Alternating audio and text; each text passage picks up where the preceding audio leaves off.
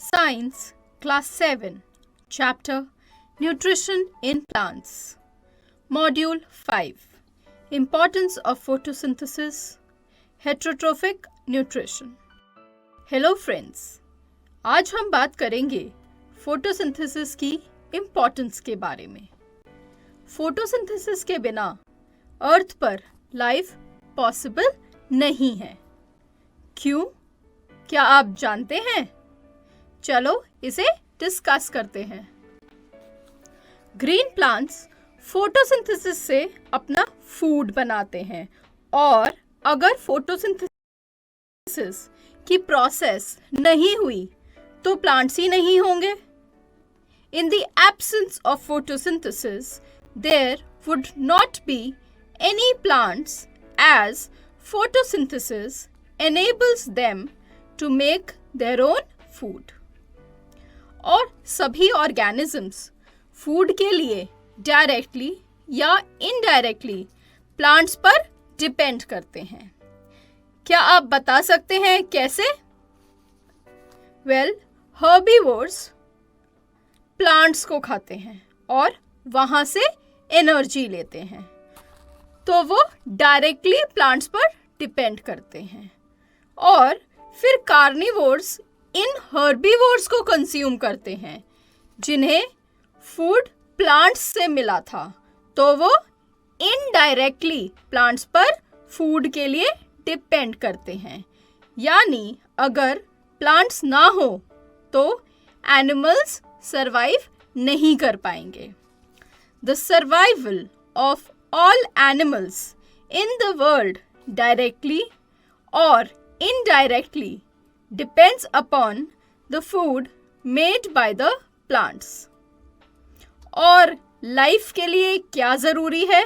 यानी सारे living organisms को सरवाइव करने के लिए क्या चाहिए?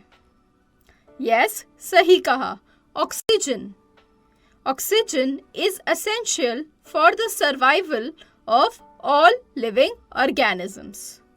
और ये ऑक्सीजन आती कहाँ से है?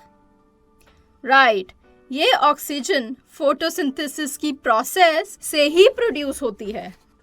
प्लांट्स फोटोसिंथेसिस की प्रोसेस में कार्बन डाइऑक्साइड यूज करते हैं और ऑक्सीजन प्रोड्यूस करते हैं. तो हम कह सकते हैं कि फोटोसिंथेसिस एटमॉस्फेयर में ऑक्सीजन और कार्बन डाइऑक्साइड का बैलेंस मेंटेन करती है. Photosynthesis maintains the balance between oxygen and carbon dioxide in the atmosphere. हमने पढ़ा था कि फोटोसिंथेसिस से ग्लूकोज यानी कार्बोहाइड्रेट बनता है. क्या आपको याद है? गुड. तो बाकी न्यूट्रिएंट्स जैसे प्रोटीन्स और फैट्स कैसे बनेंगे? वेल, ये न्यूट्रिएंट्स या फूड कंपोनेंट्स भी प्लांट्स ही बनाते हैं. कार्बोहाइड्रेट्स में कार्बन, हाइड्रोजन और ऑक्सीजन होता है, बट प्रोटीन्स में कार्बन, हाइड्रोजन और ऑक्सीजन के साथ साथ नाइट्रोजन भी प्रेजेंट होता है. प्रोटीन्स बनाने के लिए नाइट्रोजन की ज़रूरत है, और ये नाइट्रोजन प्लांट्स को कहाँ से मिलेगा? आप जानते हैं कि नाइट्रोजन एटमॉस्फेयर में प्रेजेंट होती है, पर ये नाइट्रोजन प्लांट्स अब्सॉर्ब नहीं कर सकते. क्यों? क्योंकि प्लांट्स नाइट्रोजन को सॉल्यूबल फॉर्म यानी लिक्विड फॉर्म में ही अब्सॉर्ब कर सकते हैं, और एटमॉस्फेयर में नाइट्रोजन गैसियस फॉर्म में होती है. तो ये एटमॉस्फेरिक नाइट्रोजन सॉल्युबल फॉर्म में कैसे आएगी? इसके लिए सॉइल में present rhizobium bacteria atmospheric nitrogen को वाटर सॉल्युबल फॉर्म जैसे नाइट्रेट्स में कन्वर्ट करने में हेल्प करते हैं, और प्लांट्स अपनी रूट्स के थ्रू सॉइल से वाटर के साथ ये नाइट्रेट्स अब्सॉर्ब कर लेते हैं. इसके साथ फर्टिलाइजर्स भी नाइट्रोजन प्रोवाइड करते हैं. इसी वजह से क्रॉप प्लांट्स को ग्रो करने के लिए फार्मर्स सॉइल में फर्टिलाइजर्स डालते हैं. Plants cannot use nitrogen present in the atmosphere directly. Rhizobium bacteria converts atmospheric nitrogen into water-soluble form, that is nitrates. Nitrates are absorbed with water by the roots of the plants. Fertilizers also provide nitrogen to the plants, and therefore farmers add fertilizers to the soil for growing crop plants. Sunflower और mustard जैसे plants carbohydrates को oil में convert कर लेते हैं और अपने seeds में स्टोर करते हैं. Plants like sulphur and mustard convert carbohydrates into fats and store them in their seeds. तो समझ आया आपको कि फोटोसिंथेसिस क्यों जरूरी है और कैसे प्लांट्स प्रोटीन्स और फैट्स भी बनाते हैं. गुड. चलो अब नेक्स्ट टॉपिक पर बात करते हैं.